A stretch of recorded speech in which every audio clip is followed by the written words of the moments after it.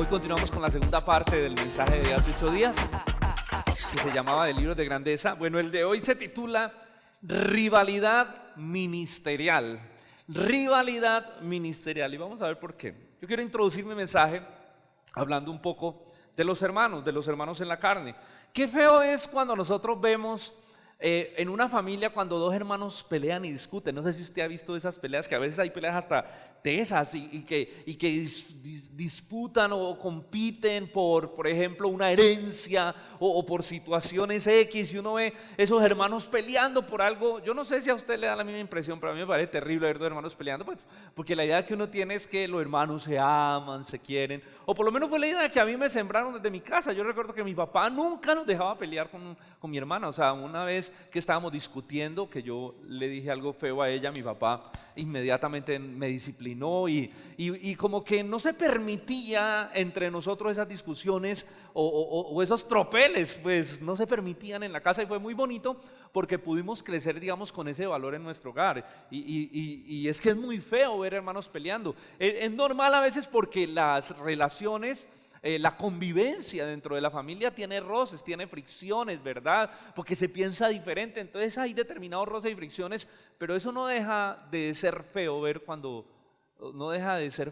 cuando los hermanos discuten y pelean. Ahora, si eso pasa en una familia, qué feo se ve eso en la familia de la fe, ¿sí o no? Cuando los hermanos dentro de la iglesia compiten, disputan, tienen peleas entre sí. Y vemos en la Biblia cómo ese tema es muy atacado. Cuando Pablo, por ejemplo, le dice a los corintios que no haya rivalidades, que no haya divisiones, que no haya contiendas entre ustedes, que conserven la unidad del espíritu, hermano. Pero aunque usted no lo crea, las rivalidades ministeriales, porque qué triste es ver hermanos peleando, y qué triste es ver hermanos peleando por asuntos ministeriales.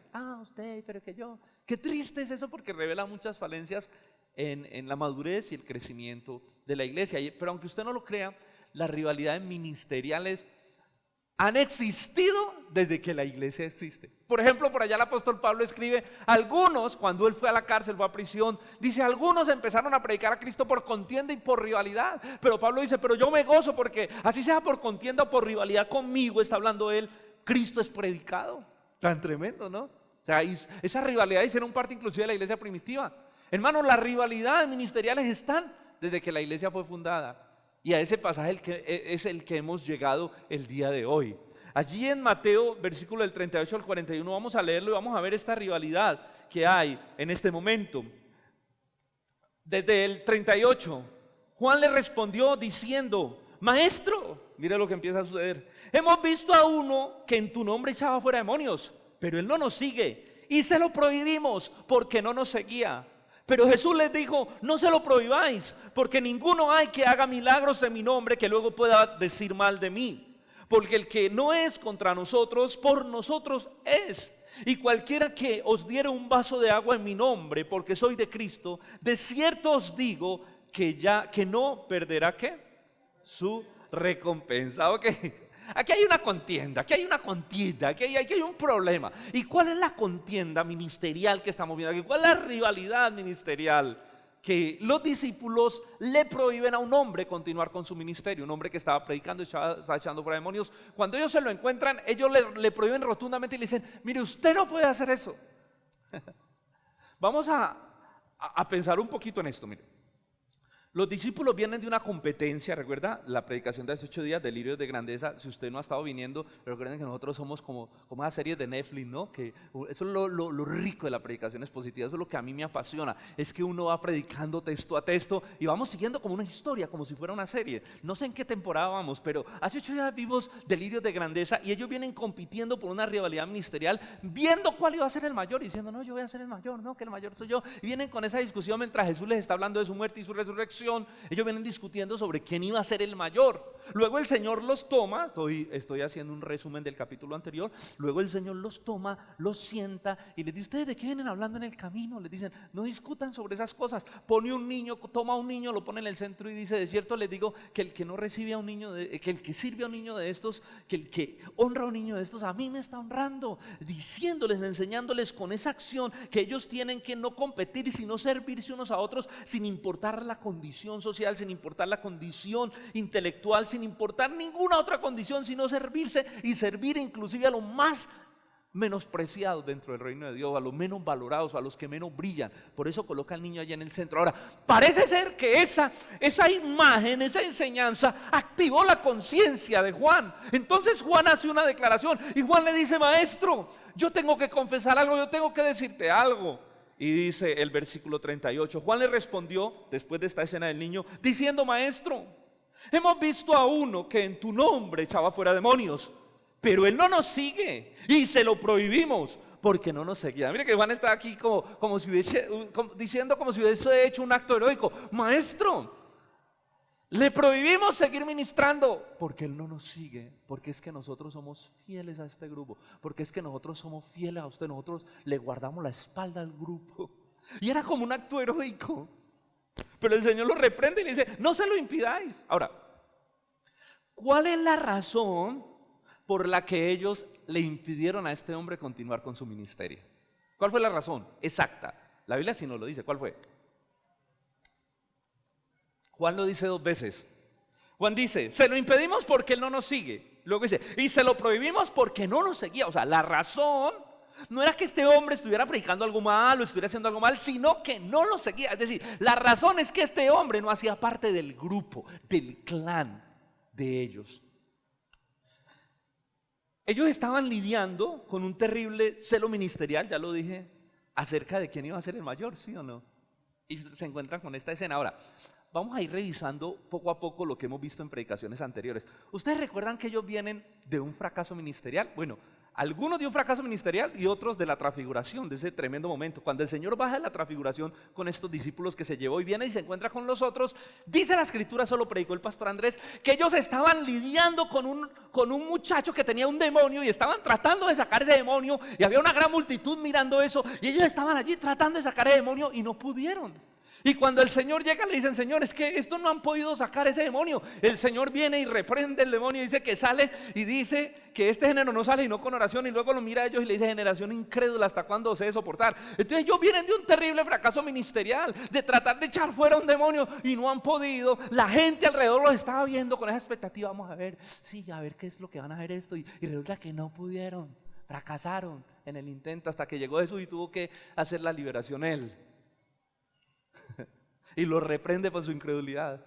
Ahora estos hombres se encuentran con un tipo X que no hace parte del grupo, que está echando demonios con un profundo éxito. El hombre llega, y llega y dice: eso como que rayó, como que tocó por dentro, ¿verdad? ¿Cómo es posible que él esté haciendo algo que nosotros no pudimos hacer con tanta facilidad? Entonces, por ese celo ministerial, le dicen: hombre, ¿sabes qué? A partir de este momento te prohibimos que sigas haciendo eso. Te prohibimos que sigas echando fuera demonios y te prohibimos que sigas predicando a Cristo, porque tú no nos sigues. ¿Cuál fue la motivación de frenar el ministerio del otro? Definitivamente fueron los celos. Definitivamente algo estaba en conflicto por dentro de ellos. Hermano, ¿cómo nos irrita cuando alguien tiene éxito donde nosotros hemos fracasado, sí o no? Yo creo que hay cosas duras en la vida, y una es ver que alguien tiene éxito donde nosotros hemos tenido fracaso. Que de pronto nos despidieron de un puesto en la empresa porque no pudimos sacar adelante, no rendimos en eso, y llamaron a alguien y en una semana esa persona disparó ese puesto, y decimos: es que las condiciones eran diferentes, es que yo no tenía los privilegios que él tiene, y empezamos a justificarnos, ¿no? A nivel ministerial, cuando de pronto nosotros estuvimos trabajando en un ministerio y tratando de sacarlo adelante, un ministerio de la iglesia, y no pasaba nada, y de pronto llegó otro hermano y tomó ese lugar, y en un mes, 2 meses, el ministerio disparó. No, pura chiripa eso. Es que algo pasó ahí, pero no, es que a mí me tocó muy duro. Yo no tenía gente para trabajar, yo no tenía equipo, ¿verdad? Nos empezamos a justificar. Qué duro es a veces para los pastores cuando vemos que otras iglesias crecen y la de nosotros no. Entonces a veces cuando vemos florecer otros ministerios, quién sabe qué estarán repartiendo allá, mínimo están dando billete para que la gente llegue, o están haciendo algo, o están predicando algo raro para que eso crezca de esa manera. ¿Qué estarán haciendo? Mínimo haciendo cosas ahí. Ahora, o cuando vemos que otra persona avanza en el ministerio y nosotros no. Que otra persona de pronto está creciendo y nosotros ahí como que no. Es que como yo no soy de la rosca, ¿cómo es si es de la rosca de los pastores? Y eso, ¿cómo es de la rosca? Porque él los invita a comer, les trae manzanita y todo eso. Mínimo, por eso los pastores lo tienen más en consideración. Y entonces lidiamos con unos asuntos en nuestro corazón que son producto del orgullo. Hermanos, yo les voy a decir algo, con todo respeto y con todo amor. Todos los que estamos aquí sentados lidiamos en cierta medida con nuestro orgullo. Y digo en cierta medida porque hay algunos que han podido aprender a crucificar su orgullo, a morir a sí mismos. Entonces cada uno tiene una lucha en cierta medida. No sé, ¿usted qué tanto está luchando con su orgullo? Algunos luchan con orgullo impresionante. Luchamos, lidiamos, porque eso hace parte de esa naturaleza caída. Y entonces eso es lo que produce las fricciones, las rupturas y los celos ministeriales en la iglesia. Y lo que hace que nos sintamos mal cuando otros avanzan donde nosotros hemos tenido fracasos. Ya, hermano, qué rico es cuando otros avanzan. Qué rico es cuando hay gente mejor que uno, ¿o no? Hombre, gloria a Dios, qué rico que en esta iglesia se levanten pastores que puedan ser mejor que nosotros. Que se levanten predicadores que lo hagan mejor que nosotros. Y si podemos contribuir, qué rico. Pero a veces, no, te madre el cajón, no. ¿Qué actitud tan fea esa? Eso no puede ser así, pero eso sucede. Pasa en las películas, pasa en TNT, pasa en la iglesia. Hermanos, Jesús dijo: todo reino dividido contra sí mismo no permanecerá. Las divisiones causan rupturas, las divisiones impiden el avance del reino, las divisiones, los conflictos internos, los celos dividen iglesias y no permiten que los hermanos avancen en el llamado que Dios le ha hecho a cada uno de nosotros. Esta es una de las razones por las que Satanás está constantemente buscar cómo hacer que las iglesias entren en conflicto, cómo hacer que usted entre en conflicto con otros hermanos. Ay, me miró feo. Ay, yo no vuelvo a la iglesia, me miró feo. Ay, no me saludó. ¿Vos viste el pastor? Me encontré al pastor por allá, a uno de los pastores por allá, no sé, no voy a decir que Falabella, no, en Sonido del Valle. Bueno, miren, por allá, y no me saludó allá en un centro comercial. No me saludó. Eso es que puede ser que el pastor pasó distraído, no lo vio. Pero hermano, uno no tiene ojos por todo lado, algo pasó. Entonces, Satanás siembra cizaña y siembra conflicto y rivalidad. ¿Y sabe qué es lo peor? Que nos quedamos callados. Nos quedamos callados, pero con la espinita, ¿no? Entonces, cuando vemos al hermano, no le decimos nada, pero lo saludamos así. Hermano, hola, Dios te bendiga. ¿Cómo estás? Bien. Y ya por el tiempo, para ver el tiempo, ay, pastor, es que tengo una herida en mi corazón. Pues claro, dejó crecer eso. Hermano, dígale al que está a su lado, no se quede callado, denuncie. Hable, diga. Somos una pitadora, almacenamos y cuando explotamos reventamos a todo mundo. Hay que hablar, hay que decir. A veces, mire hermano, uno como pastor se da cuenta que las rencillas en medio de los hermanos son por unas minucias, unos asuntos que se resuelven fácilmente. Es que yo vi, es que usted no me dijo, es que puras percepciones y puras cosas. Bueno, a veces hay cosas delicadas, pero la mayoría son que es que no, yo sentí esto, yo pensé que usted y yo creí que era que no, y sí, y hablando se resuelve. Satanás trata de dividir las iglesias, porque la iglesia es como un equipo de fútbol. En la iglesia Dios le ha hecho llamado a cada uno, hermano. Dios le hizo un llamado a usted y usted tiene que jugar en esa posición. ¿Qué llamado te hizo el Señor? No pretendas, si tú no eres arquero, no pretendas ser arquero, porque te va a ir mal, te van a golear. No, juega en tu lugar. Y la iglesia tiene que jugar como un equipo de fútbol, los equipos tienen que jugar en unidad. Imagínense un equipo de fútbol donde todos tengan problemas y rencillas entre ellos, donde estén divididos. Que las lleve uno, ¡ey, pasámela! ¿Cuál pasámela? ¡Ey, pasámela! ¿Cuál pasámela? Y se juega el individualismo, ¿verdad? Es un equipo que no avanza porque no se está buscando el bienestar del equipo, sino sobresalir o figurar. Y muchas veces, si eso es lo que se busca, pues no va a avanzar el equipo. Y si eso es lo que se busca dentro de la iglesia, pues la iglesia nunca va a avanzar, el ministerio nunca va a avanzar, hermanos. Nunca, pero nunca veas a tu hermano como un competidor, sino como un aliado. Se lo repito. Nunca, pero nunca veas a tu hermano como un competidor, sino como un aliado. Porque él no es tu competencia, él es tu hermano en la fe. Hermano, otras iglesias no son nuestra competencia, son nuestras hermanas en la fe, si son de sana doctrina, si son cristianas. Y qué rico que el reino de Dios pueda avanzar. A veces hay competencia. ¿Cómo van a poner esa iglesia ahí? Justo cerquita de la mía. Qué rico que el reino avance, ¿verdad? Hay tanto por hacer, hay tantas personas, hermano, que necesitan conocer del evangelio. Los discípulos, en sus delirios de grandeza, estaban cayendo en un terrible problema que yo le llamo un problema de pensamiento sectario, y Jesús tuvo que entrar a corregirlo inmediatamente. ¿Por qué un problema de pensamiento sectario? Porque ellos cogieron a este hombre. ¿Y cuál fue la razón por la que le impidieron seguir el ministerio? ¿Era porque era un hereje? No. ¿Era porque era un hombre falso, un pecador? No. ¿Era por qué? Porque no estaba con ellos, porque no los seguía, porque no estaba con el grupo. Es decir, ellos le dijeron a este hombre: mira, tú no haces parte del grupo de los ungidos. Nosotros somos los ungidos. Nosotros somos los llamados. Estos 12, ay, usted viera, estos 12, tenemos la iluminación. Pedro ha recibido una revelación. Mire, estos 3 estuvieron en el monte de la transfiguración. Aquí es donde está la unción. En este grupo es donde está la interpretación de la verdad. En este grupo es donde está concentrada la élite de la verdad. Y como usted no hace parte de este grupo de ungidos que tienen las credenciales, que son los llamados, los escogidos y los enviados por el Señor, usted no puede hacer eso. Usted no puede continuar con ese ministerio. Usted no puede seguir predicando el evangelio y echando fuera demonios, porque usted no nos sigue. Eso es un pensamiento sectario. Usted no hace parte de nuestra denominación. Usted tiene que estar mal. Usted no cree igual que nosotros. Usted no maneja los mismos conceptos que nosotros manejamos. Por lo tanto, usted es determinado un hereje.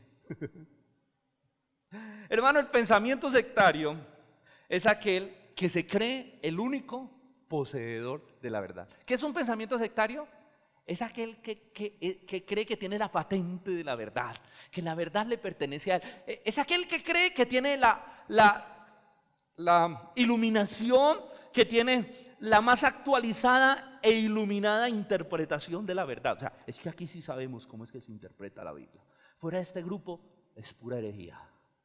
Aquí, hermanos, nosotros tenemos la patente de la verdad. En nuestra denominación, la correcta. Eso es un pensamiento sectario. Eso es un pensamiento. Y qué fácil es como iglesia, y cuando nos dedicamos a estudiar las escrituras y cuando tenemos celo por la sana doctrina, qué fácil es caer en un pensamiento sectario, que es una de las cosas en las que más se tiene que cuidar una iglesia de sana doctrina. Porque escuche, secta no es solamente los mormones, los testigos de Jehová, los hinduistas, el catolicismo. Eso solamente no es una secta. Los cristianos también pueden ser una secta cuando piensan que su iglesia, su denominación, es la única que posee la correcta interpretación de la verdad. Esto era lo que estaban pensando los discípulos. Mi hermano, cuando esto pasa, tenemos un grupo que se aísla de todos los demás cristianos porque los considera una amenaza a su pureza doctrinal y a su pureza intelectual. Entonces este grupo termina levantando unas murallas tan altas que termina lejos, aislado de todo. Es como una isla. Son ellos y no más ellos. De hecho, nadie más sabe de ellos porque viven como en una isla. Están cerrados, herméticos a todos los demás cristianos, porque consideran que el cristianismo o que los demás hermanos que de pronto en algún asunto no piensan como ellos, son unos herejes. Es un problema serio que levanta el orgullo y la arrogancia en el corazón de la iglesia. Y yo he visto, déjeme decirle, muchas iglesias que han levantado esos muros, que se creen únicos y los que tienen la exclusividad de la verdad. Cuando pensamos que solo nuestra iglesia o nuestra denominación tiene la patente de la verdad bíblica, estamos viviendo una ilusión sectaria. Hermanos, ¿y cuál es el problema con las sectas? Bueno, muchos. Uno de los grandes problemas con las sectas, escuche, es que esclavizan a sus fieles. En una secta, la palabra del pastor es la palabra de Dios. Y ahí no se puede tocar al ungido del Señor, no se puede contradecir nada. O sea, la palabra del pastor es la palabra de Dios. ¿Eso es verdad o no? Eso es mentira. Los pastores somos falibles. Los pastores somos falibles. Por eso usted debe ser como los de Berea, que todo lo que se predica desde acá, usted tenga la capacidad de evaluarlo conforme a las escrituras. Hermano, usted está en todo su derecho, porque si hay algo que usted no entendió, algo con lo que usted no está de acuerdo al final del culto, decir, por ejemplo, decirme: mi pastor, venga, yo quiero dialogar con usted, que me explique este asunto del que usted predicó, pero es que yo no lo entiendo. Yo no lo voy a decir: hermano, quédese callado y no levante su voz contra el ungido del Señor, porque lo que dice el ungido del Señor, palabra de Dios, y usted tiene que decir amén Te alabamos, Señor. No. Las sectas tienen ese problema, esclavizan a sus fieles intelectualmente. Las sectas exigen que los fieles tienen que pensar como ellos. No hay lugar para el análisis. En las sectas no hay lugar para el análisis o para la controversia, para decir, pastor, es que yo pienso muy diferente en este aspecto. Ojo con lo que voy a decir, hay que saberlo tocar. En una iglesia sana hay espacios saludables para hablar acerca de los desacuerdos. Pastor, yo no estoy de acuerdo o yo no entiendo eso que usted quisiera que por favor me lo pueda explicar mejor. Hermano, ya les dije ahorita, decir que la palabra del pastor es la palabra de Dios, eso es sectario, eso no es así. En una iglesia saludable a la gente se le enseña, a la gente se le da herramientas para que las personas interpreten la Biblia. ¿Soy claro? En una iglesia saludable, ¿qué es lo que hace una iglesia saludable? Una iglesia saludable te da herramientas para que tú aprendas a leer y a interpretar la escritura. Para que no siempre estés dependiendo de un líder o de alguien. Normalmente en las sectas siempre hay un libro, sí, como está la Biblia, pero también hay un libro para interpretar la Biblia, ¿sí? O sea, como que no, en las iglesias saludables se les enseña a las personas a estudiar la palabra y a aprender a interpretarla, a tener herramientas para que interpreten correctamente la palabra de Dios. En una iglesia saludable hay espacios para, lo decía ahorita, para el debate. Hay espacios saludables para de pronto sentarnos y hablar acerca de un tema. Ve, pastor, bueno, ¿y vos qué pensás de, por ejemplo, hablemos de escatología? ¿Cómo va a ser el fin de los tiempos? ¿Cómo va a ser la venida de Cristo? ¿Hay un milenio o no hay un milenio? ¿Jesús viene antes del milenio o después del milenio? ¿O no hay milenio? ¿Hay un rapto público o el rapto es secreto? Porque esas son diferentes posturas teológicas. Pastor, venga, hablemos de este tema. ¿La salvación se pierde o no se pierde? Entonces, los hermanos pueden expresar lo que sienten y lo que piensan. Eso en una iglesia saludable, como la iglesia está revestida de amor y de ternura, se pueden tener diálogos cordiales. Hermano, en una iglesia saludable, los maestros y los pastores no imponen sus convicciones teológicas, sino que guían a la iglesia a entender la verdad bíblica. ¿Soy claro? Una iglesia saludable no se imponen las verdades teológicas, sino que se guía a la iglesia a que pueda entenderlos. En pocas palabras, es una iglesia que crece no por imposición, sino por iluminación. Y eso es muy diferente. ¿Qué quiero decir con iluminación? ¿Quién es el que nos guía a la verdad? ¿Quién es el que nos guía a la verdad? El Espíritu Santo. Entonces, ¿por qué? Mire, usted puede decir aquí que usted cree en algo cuando usted no cree en eso. ¿Soy claro? Usted puede decir que usted cree en algo, usted puede decir, sí, yo quiero creer eso, pero si usted no está convencido internamente de esa verdad, usted no va a vivir conforme a esa verdad, porque en el fondo del corazón usted no la cree, no tiene los suficientes argumentos. Y yo creo que hay muchas cosas de la vida cristiana que nosotros las tenemos allí, pero las tenemos a medias. No tenemos la suficiente argumentación bíblica para creerlas y por eso batallamos con poder obedecerlas. En una iglesia saludable las posiciones teológicas no se imponen, sino que se exponen. Y la gente crece ¿cómo se dice? No por imposición, sino por iluminación. Mire, dentro de la denominación bautista, y aquí sí voy a hablar de nuestra denominación, una de las cosas más maravillosas, uno de los grandes principios bautistas se llama el principio de la libertad de conciencia. ¿Qué dice el principio de la libertad de conciencia? Que nosotros no podemos imponer las posiciones teológicas ni imponer la palabra de Dios a la gente. Que la gente va a llegar al conocimiento de la verdad a medida que el Espíritu Santo, que es el que guía a toda verdad, pueda asentar esas verdades en el corazón de las personas. Por ejemplo, nosotros como iglesia y nuestra denominación, que es un principio denominacional, nosotros creemos que la salvación no se pierde. ¿Sí? Levante su mano y que cree que la salvación no se pierde. Como usted lo puede ver, todavía hay muchas personas en la iglesia que piensan que la salvación se pierde. Nosotros no podemos decir como iglesia, hermanos, a partir de hoy, esta iglesia cree que la salvación no se pierde. Y el que crea que la salvación se pierde, ahí está la puerta, porque no puede volver a la iglesia. Si una persona todavía cree que la salvación se pierde, es porque hay cierta argumentación interna. Ahora, eso es lo que cree casi el 80% del mundo moderno, del cristianismo, no del cristianismo, porque el cristianismo antiguo normalmente tenía esto como un valor. Pero entonces si la persona cree que la salvación se pierde, es porque sencillamente hay verdades que no están ajustadas y la iglesia debe tener la paciencia para poder enseñar. Pero en ningún momento podemos decir, usted no cree, entonces se va a la iglesia. No, porque empezamos a cercenar y a dañar la iglesia y el corazón de los hermanos. Mire, es que hay verdades muy tenaces en la escritura. Una de las verdades complicadas de entender, a mí se me complicó mucho, yo tardé por ahí unos 6 años en comprender, por ejemplo, el tema de que la salvación es algo que le compete a Dios, de que Dios es quien realmente nos llama. Nosotros creemos en que el Señor es quien llama y en que hay una predestinación antes de la fundación del mundo. Ahora, eso no se cree de la noche a la mañana. Eso, a medida que uno estudia la palabra, uno va llegando a esas conclusiones de una manera lógica y en un entendimiento lógico de la verdad. Pero eso es muy complicado. Y hay personas que no pueden digerir y procesar eso. Entonces no podemos decir, bueno, los que tienen un pensamiento más, se le llama un pensamiento más calvinista, es decir, acerca de la elección incondicional, y los que no tienen ese pensamiento calvinista, entonces los que no se van de la iglesia. No podemos hacer eso. No podemos hacer eso, porque las personas crecen a medida que el Espíritu Santo ilumina la palabra de Dios a su entendimiento. ¿Estoy siendo claro? Es decir, eso es una obra. Mire, uno aquí puede predicar 1000 cosas. Uno aquí puede dedicarse a predicar de algo y hay gente que a veces no lo entiende. Porque es que esa comprensión viene cuando el Espíritu Santo afirma el entendimiento. Cuando la persona dice, Señor, yo quiero aprender esto, y la persona se dedica a indagar y Dios puede ajustar, el Espíritu Santo viene y ajusta esas verdades en su interior. Mire, es algo similar a lo que a veces les decimos a los del grupo de alabanza.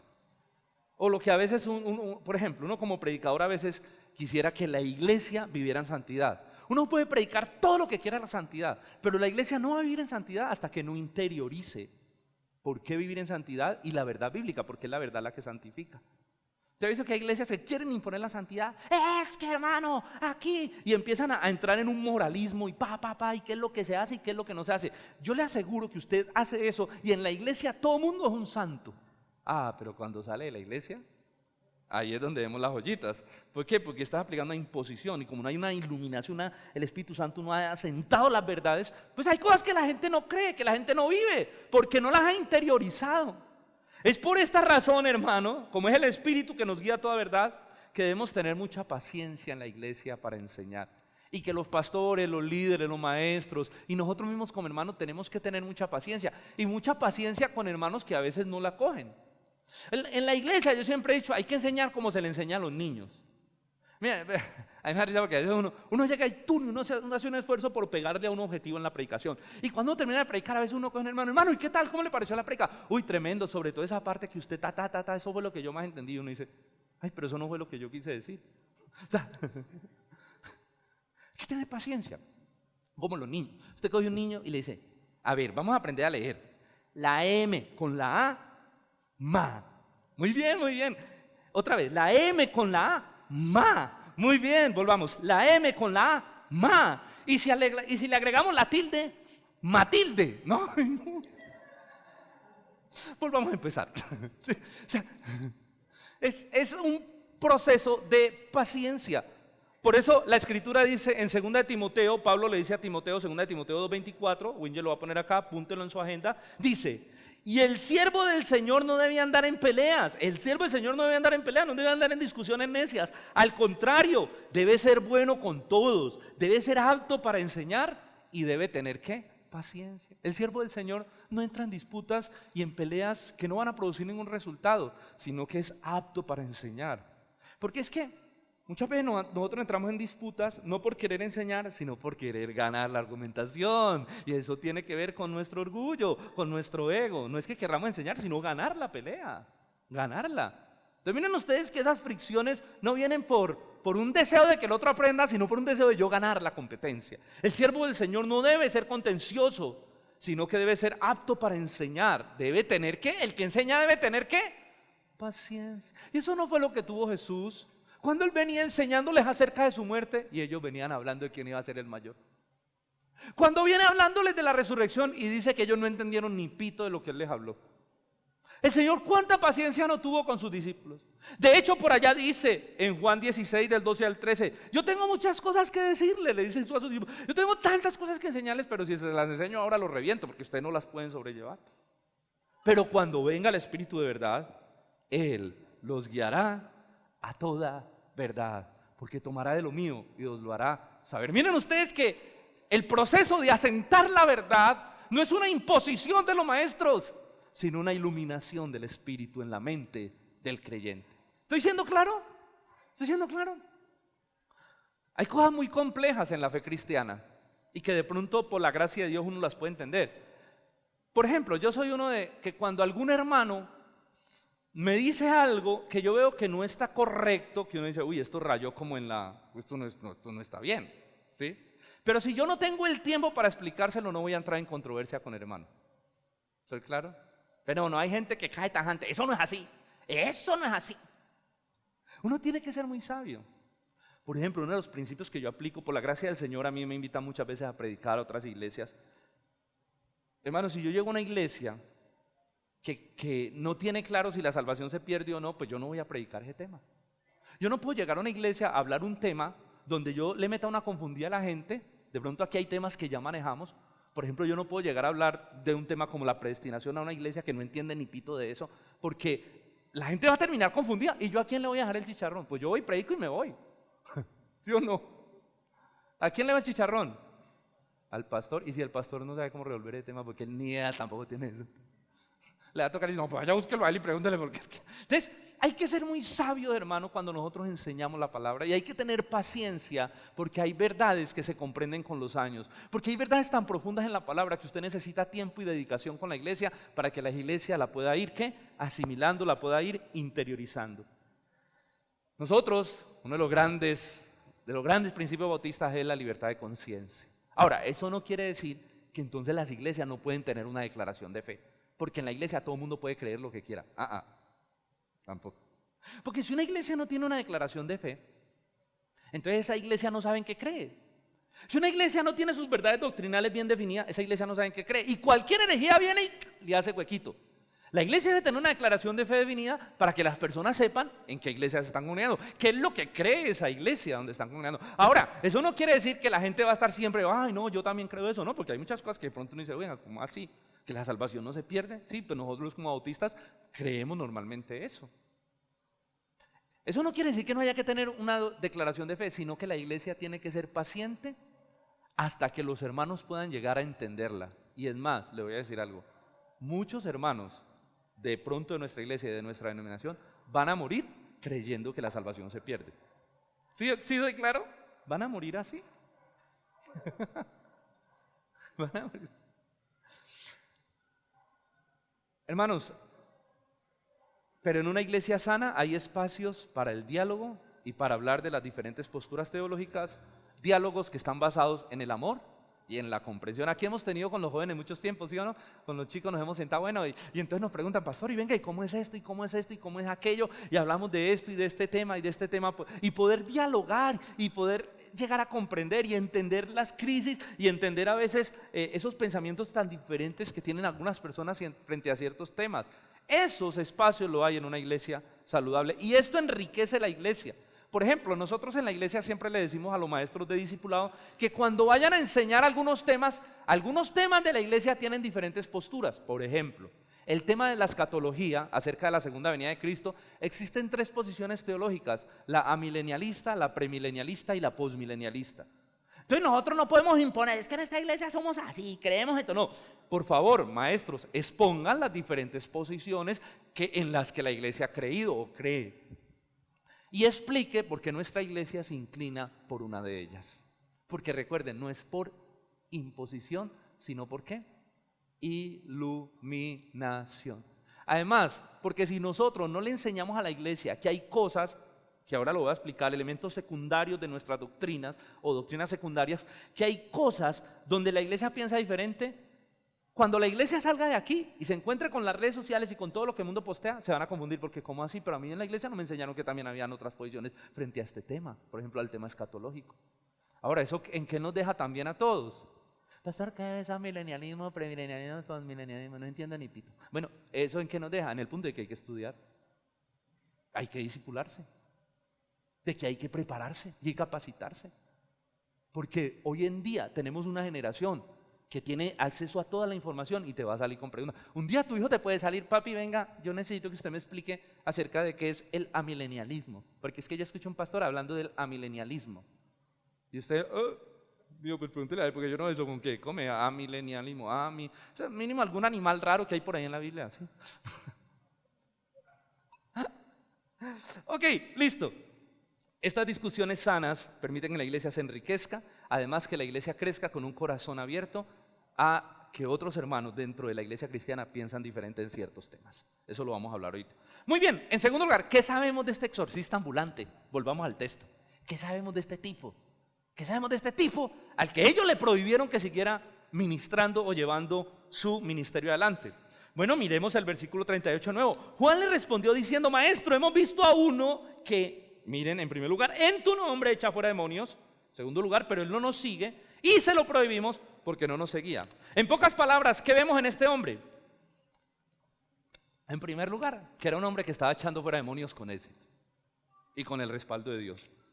En segundo lugar, que tenía éxito, pues lo que estaba haciendo. En segundo lugar, que no pertenecía al grupo. No sabemos nada más. O sea, es que el texto nos dice unos versículos de él. Y cuando uno busca los pasajes paralelos, dice menos. Hay otro pasaje, pero dice casi exactamente lo mismo. O sea, hay dos cosas que sabemos: que estaba echando demonios fuera en el nombre de Jesús y que no estaba con el grupo.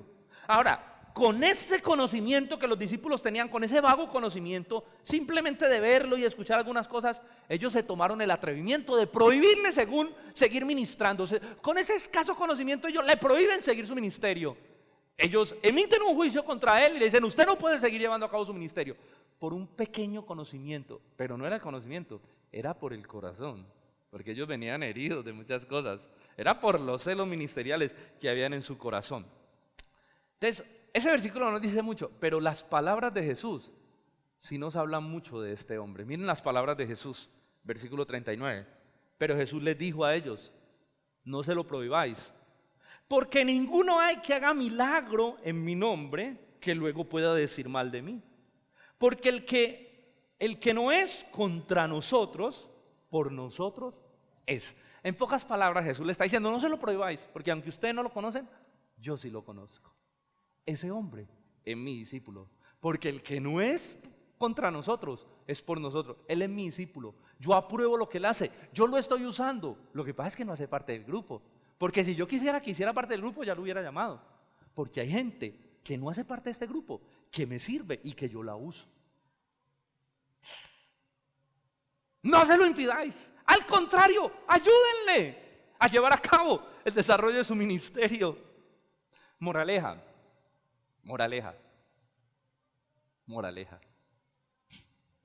Nunca te atrevas a desacreditar a alguien en el ministerio o en cualquier cosa si tú no lo conoces. Lo pueden demandar por injuria. ¿Serio? Ayer que aquí viene un abogado, nos sentamos a hablar anoche después del mensaje, me dijo, sí, eso es injuria, eso es demandable. Lo que ellos están haciendo es una injuria, es demandable. Nunca te atrevas a hablar mal de alguien y a desacreditarlo en el ministerio si no lo conoces. Lo digo porque en las redes sociales yo veo mucho conflicto y bueno, ahorita voy a explicar eso. Si gente que habla de personas sin conocerla, solamente por alguna impresión, por algo que y nosotros somos muy dados a eso. Hablamos de alguien sin conocerlo. ¿Ve y vos lo conoces? No, fue lo que me pareció, es que cuando me lo presentaron yo lo vi como aquí con el ceño fruncido, me pareció arrogante. Y resulta que no, va a hablar usted con él y no es así, sino que es que nació con la cara así. O sea, él no, ¿sí me entienden? Le la cara, no es él. Entonces nosotros tenemos que emitir juicios por lo que vemos a simple vista. Por lo que vemos a simple vista. A veces en nuestros círculos y en nuestra denominación, yo veo que hay gente que habla muy mal a veces de todos los carismáticos.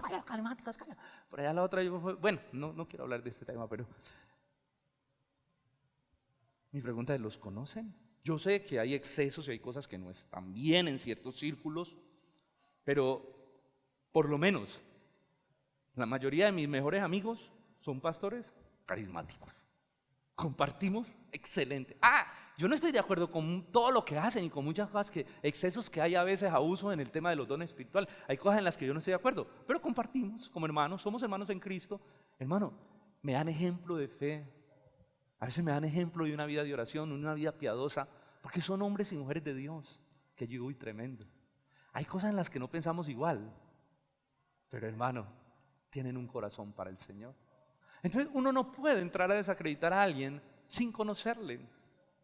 Y uno ve mucho esa pelea hoy en día en las redes sociales. No entre en ese juego, hermano. Ahora, yo no estoy diciendo, ojo porque, uy, es que este mensaje, hermano, digo una cosa, es tan complicado de predicar. Yo quería predicar de otra cosa, pero cuando uno predica positivamente uno le tiene que enseñar el texto. y viene uno más complicado, que es acerca del divorcio, que ya usted lo va a ver que ahí ya viene entrando el tema.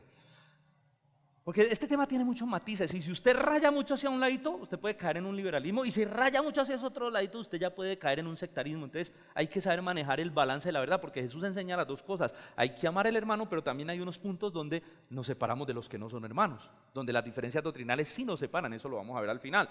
Pero escuche, yo no estoy diciendo que no debamos oponernos a la herejía.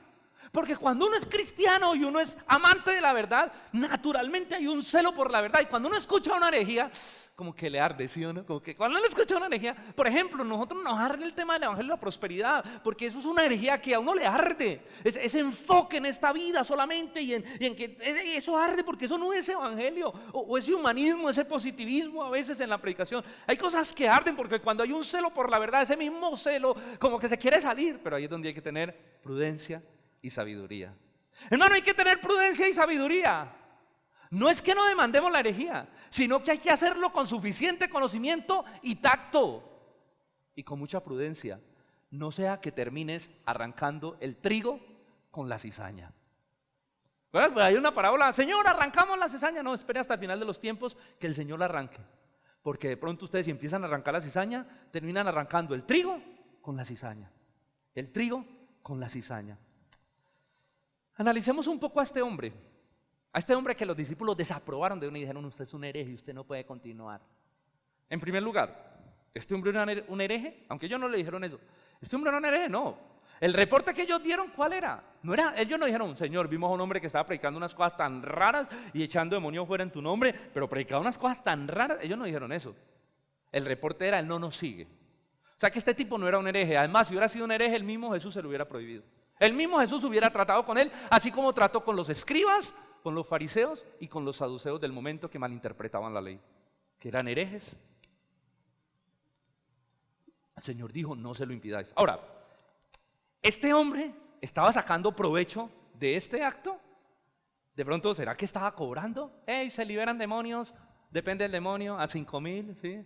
Sí, liberamos, si es legión le vale 100,000, si es 2 legiones le vale 1,000,000, depende, cobramos, no.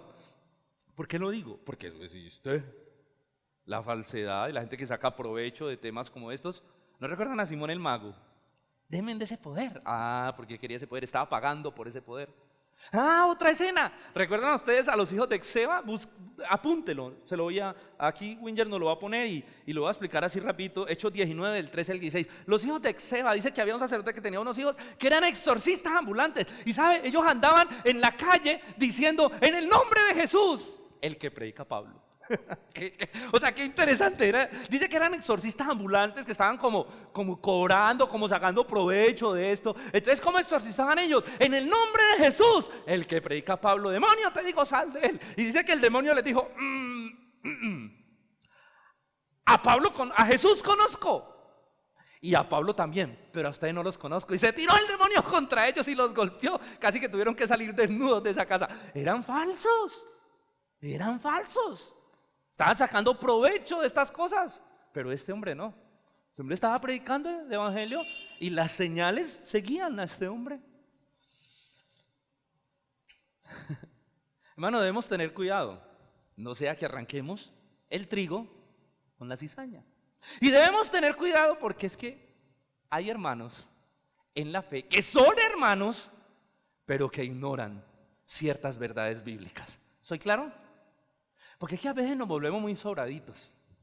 A veces cuando empezamos a estudiar la Biblia, a crecer a nivel teológico, no digo que no hay que hacerlo, a veces nos volvemos sobraditos. No, yo voy a una iglesia, no, es que usted viera, en esa iglesia, eso, esa palabra es pura, pura. La predicación, eso. No, qué pureza.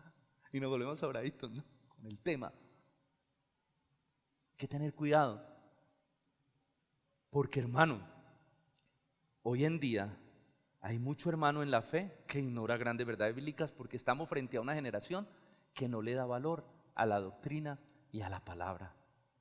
Y hay gente que es hermana en la fe, pero muy ignorante en muchas cosas. Pastor, ¿y entonces qué hago? ¿Qué hago? Yo pienso que el evangelio moderno está produciendo mucho cristiano y mucho ministro así. Mucho ministro, mucho pastor que está pastoreando, pero no tiene ni idea de muchas cosas, ni siquiera de la palabra. Lo digo con mucho mi respeto. Hay pastores con los que yo he hablado que yo en el fondo digo, en el fondo, ¿no? Yo no lo digo a él, digo, ¿cómo lo enviaron?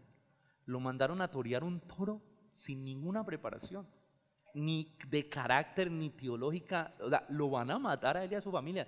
A esas personas hay que pegárseles al ruedo y ayudarles, porque hay mucha ignorancia. O sea, se está produciendo una generación de pastores y líderes con un desconocimiento bíblico muy profundo, y eso es muy peligroso. Eso antes no se veía, ahora. Y hoy en día, hermano, que hoy en día salen iglesias de la nada. Hoy en día un líder se rebotó en la iglesia. Es que en esta iglesia no me ponen, ponemos el ministerio, a mí no me ponen cuidado, mire yo todo lo que he hecho por esta iglesia. Entonces me voy, rompo la cobija y armo iglesia aparte, armo rancho aparte, compro 20 sillas y monto la iglesia. Y así están surgiendo iglesias, y así surgieron muchas iglesias, y así hay muchas iglesias aquí en Cali, que vienen de una división, de un líder que se dividió, sin ninguna formación, sin ninguna preparación, sin ningún llamado, sin que la iglesia hubiera reconocido su ministerio, pero el hombre dijo, yo soy llamado y yo monto o sea, se autollamó y montó su rancho. ¡Ay! ¡Qué conflicto! Porque piense usted cómo van a reproducirse las iglesias que salgan de ahí. Igual, lo que pasó en uno de los reinos de Israel, el reino que se dividió, se siguió dividiendo, porque hay un patrón de comportamiento en el fondo, en la esencia de la institución. Hermano, debemos tener cuidado. Yo pienso que debemos pedirle al Señor que nos dé el corazón de Aquila y Priscila. Ay, pastor, ¿y esos de qué serie de Netflix son? No.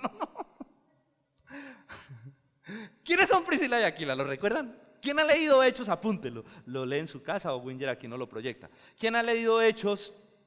Hechos 18 del 24 al 26. Cuando Aquila y Priscila vienen, unos discípulos de Cristo preparados por los apóstoles, vienen y escuchan un tal Apolos, un hombre elocuente, un hombre conocedor de la palabra, dice, pero que solo conocía el bautismo de Juan el Bautista. Entonces él tenía mucho conocimiento del Antiguo Testamento, era un hombre elocuente, poderoso en palabra, pero tenía muy poco conocimiento de la salvación por gracia. Entonces cuando Aquila y Priscila lo escuchan allí predicando, dice que ellos lo toman. Ellos valoran su elocuencia, ellos lo toman aparte, lo hacen sentir valioso y lo toman aparte, no empiezan a grabar, mírenlo ahí, qué hereje, no empiezan a subirlo a las redes, a publicarlo, a hacerlo quedar mal de todo el mundo, no, sino que ellos toman a su hermano en el amor que le tienen, lo llevan aparte, no lo matan en público, sino que lo corrigen aparte y dice que le enseñan y les ponen más precisamente el camino del Señor. Debemos tener ese corazón, donde nosotros podamos tomar a los hermanos, venga, miremos esto, mira, esto es por acá, esto es así, esto dice la Biblia, y enseñarles, no matarlos a los hermanos. Ahora, yo sé que hay personas que te van a decir, no, yo sé, no me enseñe nada que yo sé, y quieren seguir en su ignorancia. Bueno, pues usted hizo lo que podía, apártese y siga su camino. Pero nuestra responsabilidad como iglesia, y más como nuestra denominación bautista, es enseñar, es educar, es instruir, no matar a los hermanos. ¿Acaso no es lo que el Señor está haciendo cuando les dice no se lo impidáis? Y luego dice, versículo 41, mire qué lindo esto, no se lo impidáis, al contrario, mire el versículo 41 lo que dice, y cualquiera que a ustedes les dé un vaso de agua en mi nombre, porque soy de Cristo, de cierto les digo que no perderá su recompensa. En pocas palabras, no le tire el agua, más bien dele el agua, no lo echa al agua, dele agua, ayúdelo, coopérelo, no se convierta en un tropiezo para su hermano. Conviértase en un trampolín para ayudarle en su ministerio. No estorbe la obra, impúlsela. Esa es la actitud que debe tener un hijo de Dios. Muy bien, y termino con esto. Jesús les hace un llamado al discernimiento. Jesús les hace un llamado al discernimiento. Miren lo que dice, versículo 40. Porque el que no es contra nosotros, por nosotros es. Uy, qué tremendo es esto. Porque el que no es contra nosotros, por nosotros es. En pocas palabras, aprendan a diferenciar quién está con ustedes y quién no lo está.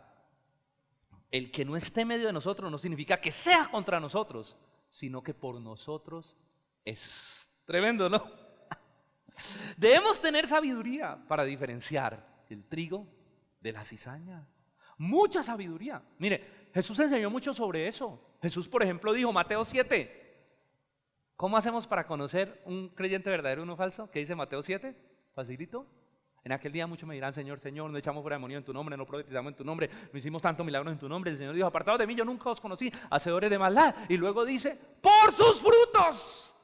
¿Por qué? Por sus frutos los conoceréis. Es decir, tú quieres conocer un verdadero hijo de Dios por su fruto. Si alguien dice que es cristiano, debe dar fruto de cristiano. Debe vivir conforme a la palabra, debe amar al Señor, debe vivir en santidad. No quiere decir que no tenga luchas, que no tenga conflictos con el pecado, sino que su vida es una vida piadosa. Hermano, no todo el que viene a la iglesia es cristiano. No todo el que...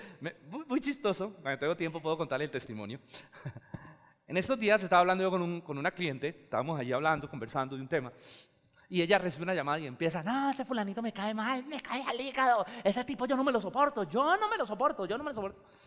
Y entonces cuando como que le dijeron, imagínate que es cristiano, y ella, ¿qué cristiano? ¿Qué? Por eso es que me caen al hígado los cristianos, yo los odio, literalmente está ahí, yo los odio a esos cristianos, me caen al hígado porque llevan una Biblia debajo del brazo, pero son falsos, los cristianos me caen mal. Y empezó a decir groserías y me decía, perdón. Y se agarró contra los cristianos, salía fuego, yo veía que el teléfono estaba quemando, y yo era que, y ella era, perdón. Cuando luego cuelga y me dice, uy, odio a los cristianos, no los soporto, perdón que le diga esto. Y yo le dije, no, tranquila, siga. Cuando termina le digo, yo soy cristiano. ¡Ah! Qué pena con usted, ¿no? Uy, pero me caen tan mal. Y claro, empezó a hablarme de que es que la hermana se casó con un cristiano que iba a la iglesia y que eso le hizo paz, le hizo y le deshizo, que hasta pepas vendían en los Estados Unidos, que yo no sé qué, que aquello, que tal, me habló un poco de cosas. Hablando mal de los cristianos. ¿Yo qué le dije? Yo le puedo decir, no hable así, eso es del diablo, te reprendo, Satanás. No, dije, mire, sí los hay, en toda la forma y en todos los colores. Porque el hecho de que una persona vaya a una iglesia no la hace cristiano. Jesús dijo, por su fruto los conoceréis. O sea, tiene que tener, bueno, y ahí me dio la papaya para hablarle del evangelio. Y al último, como que casi se vuelve cristiano. Casi pasa de odiar a más los cristianos. No, el tema, hermano, es que Jesús dijo, por su fruto los conoceréis. Ahora, pastor, ¿y qué pasa si hay hermanos que son piadosos, que viven una vida de santidad, pero no piensan como nosotros? Piensan que la salvación se pierde, piensan que la salvación es un asunto humano más que de Dios. ¿Qué pasa, pastor? Bueno, la pregunta sería, ¿en qué cosas los cristianos debemos pensar igual y en qué cosas podemos diferir? Y eso se los quiero enseñar para terminar. Nosotros podemos dividir la teología cristiana o la doctrina cristiana en dos grandes verdades: las verdades primarias y las verdades secundarias. Las verdades que son la columna vertebral de la fe cristiana, que son innegociables, de las que son doctrinas secundarias en las que diferimos y ha diferido la iglesia por años. Yo creo que usted entienda eso porque eso le va a ayudar muchísimo. ¿Cuáles son las verdades fundamentales? Por ejemplo, verdades fundamentales de la iglesia, verdades innegociables para un cristiano: que la Biblia es la palabra de Dios, es la autoridad. El cristiano tiene que creer que la Biblia es la palabra de Dios. Eso es una verdad central del evangelio. El cristiano se somete a la autoridad de la escritura. Lo que la Biblia dice es la verdad. Eso es una verdad central, una verdad primaria. Otra verdad primaria es que el hombre está caído, de que somos pecadores, de que se reconoce el pecado en el corazón humano. Hermano, si usted no ha sentido que es pecador, usted no puede decir que es cristiano. Otra de las verdades profundas del cristianismo es que la salvación es por gracia y solo por la fe en Jesús, no por obras. Es una verdad central del evangelio. Por ejemplo, esa fue la que nos separó de los católicos, es la que separa a la iglesia cristiana de la católica. La católica piensa que la salvación es por obras, la cristiana que es por gracia y por la fe solo en Jesucristo. Hay una separación. ¿Por qué? Porque esa doctrina nos divide.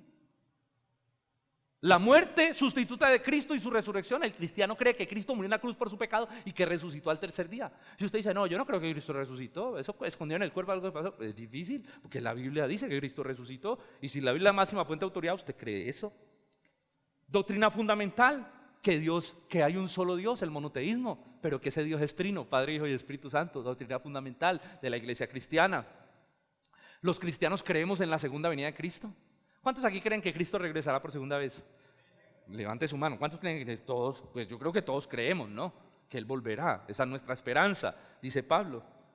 Doctrina fundamental, el juicio final. Habrá un juicio final donde hay una condenación y una salvación. Esas doctrinas son fundamentales. Esas doctrinas nos dividen de las sectas, nos dividen, nos separan. Esas doctrinas hacen que el cristiano sea cristiano. Esas doctrinas nos unen con los cristianos, pero a la vez nos separan de las sectas. ¿Soy claro? Ahora, hay doctrinas.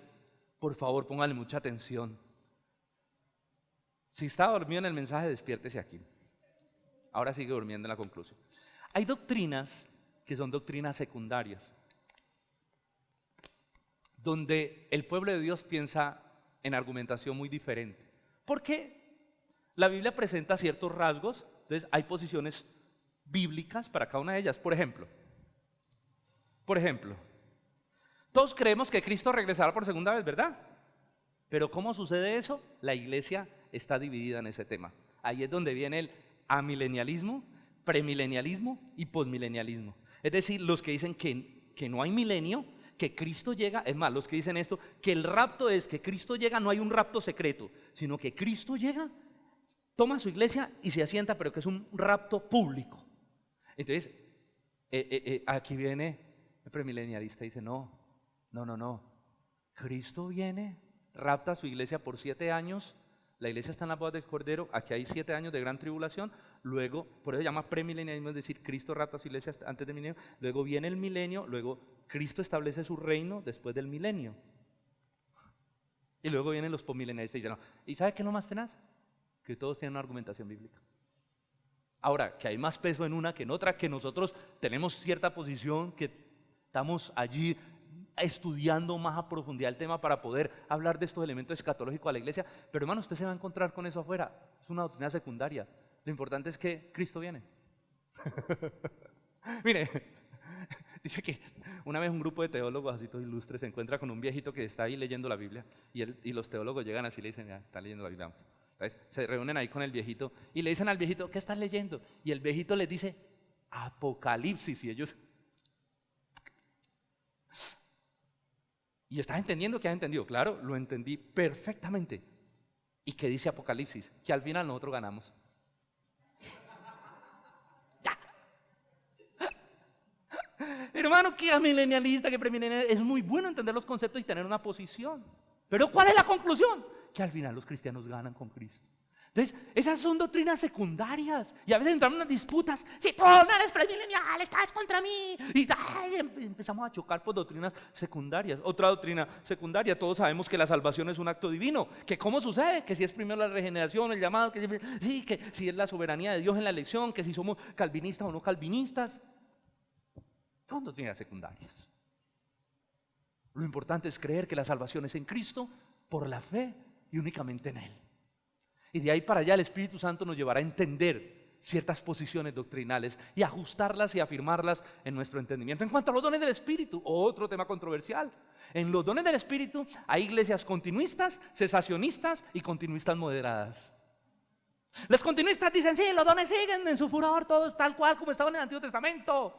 Los cesacionistas dicen, no, señores, no, hay dones que cesaron.